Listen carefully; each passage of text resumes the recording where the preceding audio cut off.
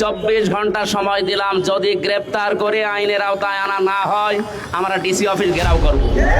কুষ্টিয়া ৩ আসনের সংসদ সদস্য আমির হামজার গাড়িবহরে হামলার ঘটনায় মামলা হলেও 24 ঘন্টা পেরিয়ে এখনো কাউকে গ্রেফতার করা হয়নি।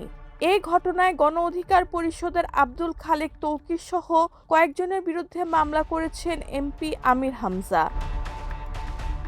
16 আগস্ট বিকেলে কুষ্টিয়া শহরের 6 রাস্তা মোড়ে জেলা জামায়াতে আয়োজিত বিক্ষোভ মিছিল ও সমাবেশে অভিযুক্তদের দ্রুত গ্রেফতারের দাবি জানান তিনি।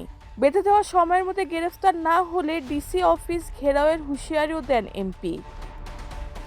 তবে তার হুঁশিয়ারির 24 ঘন্টা পরও গ্রেফতারের কোনো খবর পাওয়া যায়নি।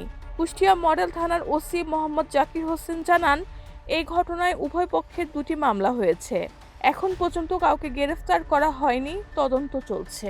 এর আগে শনিবার নুরুল হক নূর ও রাশেদ খানকে নিয়ে আমির হামজার বক্তব্যের প্রতিবাদে গণ অধিকার পরিষদের বিক্ষোভ চলছিল। এ সময় এমপির গাড়ি সেখানে পৌঁছালে দুই পক্ষের মধ্যে সংঘর্ষ হয়। এতে এমপি আমির হামজা সহ অন্তত 10 জন আহত হন। পরে পুলিশ গিয়ে পরিস্থিতি নিয়ন্ত্রণে আনে।